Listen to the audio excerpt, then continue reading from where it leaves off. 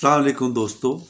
توہین عدالت کیس میں جو عمران خان کا اسلام آباد ہائی کورٹ میں چل رہا ہے، 1 ہفتے کی مہلت عمران خان کو مل گئی ہے، اور اس پر جو سوال جواب ہوئے ہیں عمران خان کے جواب پر، وہ آپ کے علم میں ہیں.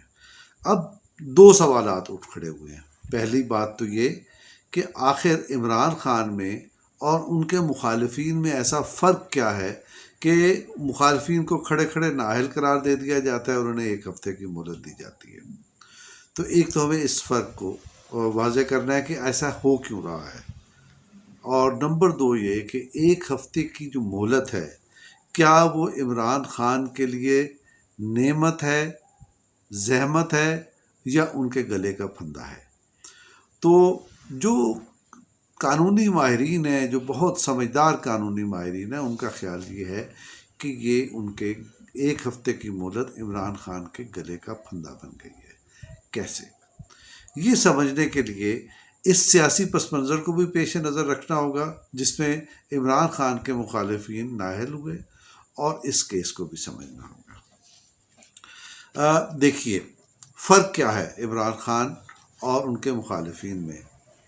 ایک فرق تو یہ ہے کہ وہ عمران خان ہے، اور عمران خان ایک وائلنٹ لیڈر ہیں جن کی ایک اچھی فالوئنگ ہے، اور جو کسی وقت کسی کو بھی نشانہ تضحیک بھی بنا سکتے ہیں، تنقید بھی بنا سکتے ہیں، اور کسی کو دھمکی بھی دے سکتے ہیں.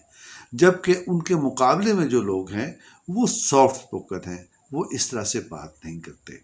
پھر سبب کیا ہے کہ ان کو عمران کے مخالفین سافٹ اسپوکن ہونے کے باوجود سزا یاب ہو جاتے ہیں؟ وہ اس لیے اب ذرا فرق دیکھیے، یہ سوال اٹھ کیوں رہا ہے. یہ سوال اس لیے اٹھ رہا ہے کہ طلال چودھری ہوں، دانیال عزیز ہوں، یا نہال ہاشمی ہوں، ان میں سے کسی نے کسی عدالت کے جج کا نام نہیں لیا.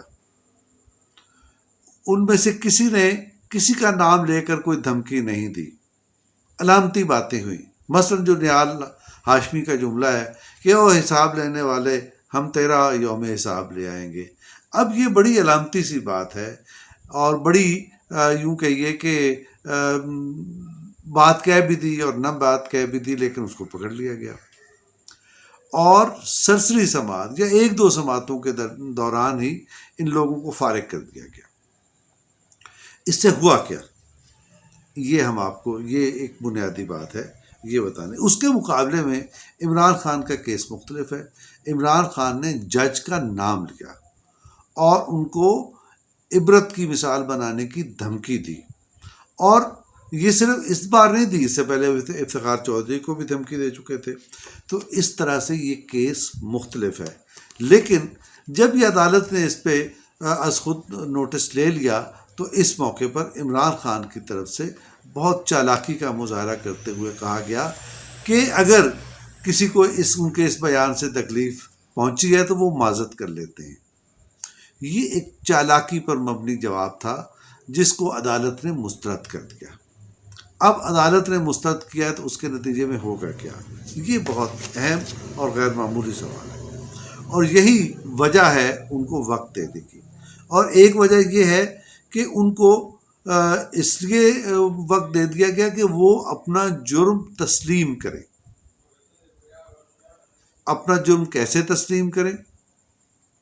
وہ اپنا جرم، اس جو سٹیٹمنٹ ان کو لکھنے پہ مجبور کیا گیا عدالت نے، وہ یہ ہے کہ وہ اپنے جو جواب ہے اس میں یہ لکھیں کہ انہوں نے فلاں جج کو دھمکی دی تھی، یہ ٹھیک نہیں ہے، اس پر معذرت کریں. اگر وہ اس پہ معذرت کر بھی لیتے ہیں تو اس کے نتیجے میں ہوگا کیا؟ یہ اسٹیبلش ہو جائے گا کہ وہ توہین عدالت کے مرتکب ہوئے ہیں. ایک بات. دوسری بات، انہیں وقت دینے کی ضرورت کیوں محسوس کی گئی؟ ماضی میں ہم جس فرق کی بات کر رہے ہیں اسی فرق پر ہم دوبارہ آ رہے ہیں. ماضی میں چاہے طلال چودھری ہوں، چاہے دانیال عزیز ہوں، چاہے نہال ہاشمی ہوں، ان کو کھڑے کھڑے نااہل قرار دے دیا گیا، جس پر سوال اٹھا کہ ان لوگوں کو شفاف ٹرائل نہیں ملا، ان لوگوں کی بات سنی نہیں گئی، اور خاص طور پہ جو ثاقب نثار صاحب کا جو طرز عمل تھا اس کی وجہ سے عدالت پر حرف آیا.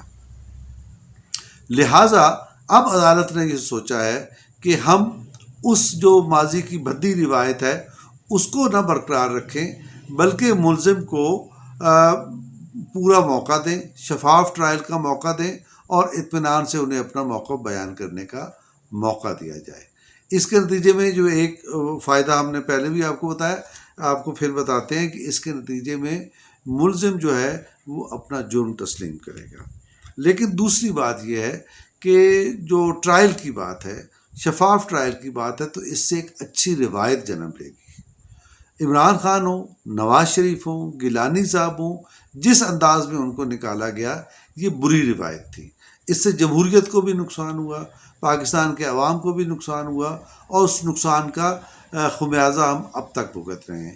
لیکن اگر عمران خان کو بھی اسی طرح سے کھڑے کھڑے نکال دیا جاتا ہے تو اس کے نتیجے میں اسی قسم کا نقصان دوبارہ ہوگا جو نواز شریف کو نائل کرنے پہ ہوا، جو گیلانی صاحب کو نائل کرنے پہ ہوا، جو باقی لوگوں کو تو اب اس جلد بازی کے بجائے ہر چیز کو اسٹیبلش کر کے یہ کرنے کی بات کی جا رہی ہے۔ تو یہ بنیادی بات ہے، اور اس کے نتیجے میں ہوگا کیا؟ ایک تو یہ ہو جائے گا کہ یہ اسٹیبلش ہو جائے گا، عمران خان جب یہ تسلیم کر لیں گے کہ مجھ سے غلطی ہوئی اور میں نے جج صاحبہ کو دھمکی دی اور یہ درست بات نہیں تھی، تو پہلی بات تو یہ ہے کہ وہ اپنے جرم کو تسلیم کر لیں گے۔ اس کے بعد دوسری بات یہ ہوگی کہ وہ اس کے بعد پھر عدالت کے رحم و کرم پر ہوں گے۔ جرم کو تسلیم کرنے کے بعد فرد جرم سے عام طور پہ ملزم انکار کرتا ہے، یہاں فرد جرم ایسی ہے جس کو وہ تسلیم کریں گے، اور تسلیم کرنے کے بعد وہ عدالت کے رحم و کرم پر ہوں گے۔ اب جب وہ عدالت کے رحم و کرم پر ہوں گے تو عمران خان گرم پانیوں میں چلے جائیں گے، ان کی مشکلات میں اضافہ ہو جائے گا، ان کے بچنے کا امکان کم ہو جائے گا دو وجوہات سے۔ ایک وجہ اس کی تو یہ ہے کہ وہ ماضی میں بھی توہین عدالت کے مرتکب رہے ہیں اور معافی مانگ چکے ہیں، یعنی اس کا مطلب ہوگا کہ عدالت کے سامنے یہ فیکٹ ہوگا کہ وہ عادی ملزم ہے توہین عدالت کے۔ اس وجہ سے بھی دو جرائم دو دفعہ ایک ہی طرح کا جرم اگر دو دفعہ ثابت ہو جائے تو یہ اس کی گریوٹی میں اضافہ ہو جاتا ہے۔ دوسری بات کیا ہے؟ دوسری بات اس کی یہ ہے کہ اس کے نتیجے میں صورتحال ذرا سی مختلف ہو جائے گی، اور اس کا فائدہ یہ ہوگا کہ انہیں معاف کرنا مشکل ہو جائے گا۔ کیوں معاف کرنا مشکل ہو جائے گا؟